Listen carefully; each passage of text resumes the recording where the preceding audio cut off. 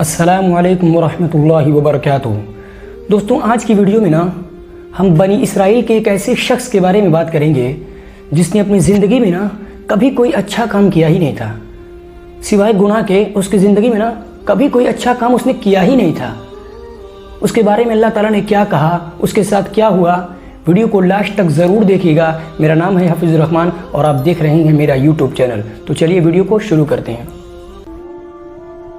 دوستوں، آج کی ویڈیو میں ہم بنی اسرائیل کے 99 افراد کے قاتل کے توبہ کے بارے میں جانیں گے۔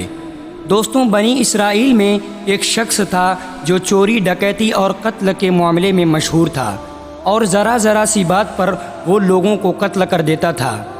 ہوتے ہوتے اس کے ہاتھ سے 99 قتل ہو گیا۔ اس کے بعد اس قاتل شخص کے دل میں احساس پیدا ہوا کہ مجھے بھی تو ایک دن اللہ تعالیٰ کے پاس جانا ہے۔ چنانچہ یہ فکر اس قاتل کے دل میں پیدا ہوئی اور وہ لوگوں سے پوچھ تاچھ کرتا پھرنے لگا کہ کیا میری توبہ قبول ہوگی۔ تو اس شخص نے سوچا کہ کسی عالم دین سے مل کر میں معلوم کروں گا کہ میری توبہ قبول ہو سکتی ہے یا نہیں۔ تو لوگوں نے اسے ایک عابد شخص کے بارے میں بتایا۔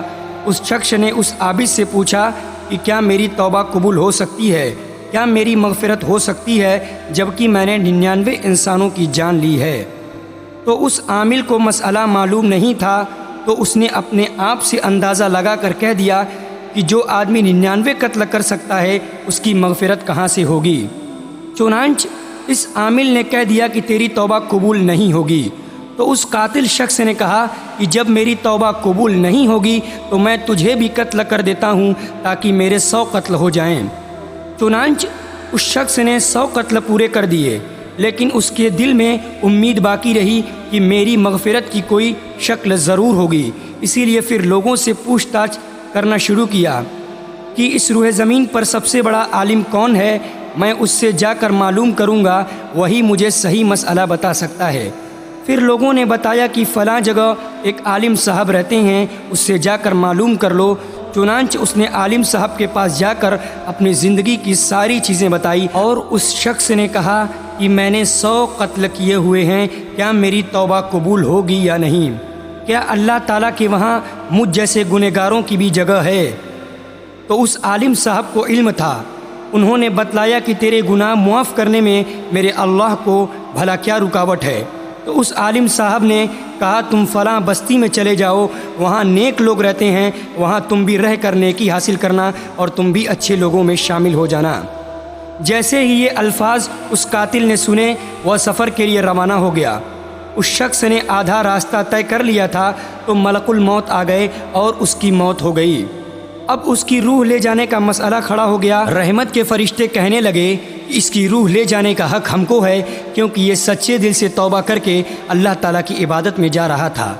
اور عذاب کے فرشتے کہنے لگے کہ اس کی روح لے جانے کا حق ہم کو ہے، کیونکہ اس شخص نے زندگی میں کبھی کوئی نیک کام نہیں کیا تھا سوائے برے کام کے۔ اس دوران آدمی کی شکل میں آسمان سے ایک فرشتہ اترا۔ اس فرشتے نے دونوں فرشتوں سے کہا کہ تم دونوں طرف کے راستے ناپ لو، کیا وہ توبہ کے راستے میں زیادہ آگے ہے یا گناہ کے راستے میں؟ اگر جدھر اس کے قدم زیادہ ہوں ادھر اس کو دے دو۔ چنانچہ دونوں طرف کی زمین ناپی گئی۔ جب زمین ناپی گئی تو اس کے حصے میں زیادہ، یعنی وہ توبہ کے راستے میں زیادہ قدم اس نے بڑھائے ہوئے تھے، اس لیے اس کی روح رحمت کے فرشتوں کو لے جانے کا حکم ہوا۔ چنانچہ اللہ تعالیٰ کی طرف سے اس کی مغفرت کا اعلان ہو گیا۔ حدیث قدسی میں اللہ تعالیٰ فرماتے ہیں کہ میں اپنے بندے کے ساتھ اس کے گمان کے مطابق ہوتا ہوں، اور مجھ کو جہاں بھی یاد کرے میں اس کے ساتھ ہوتا ہوں۔ اللہ تعالیٰ ہم سب کو بھی عمل کرنے کی توفیق عطا فرمائے اور اس کہانی سے ہم کو بھی سیکھ لینے کی توفیق عطا فرمائے۔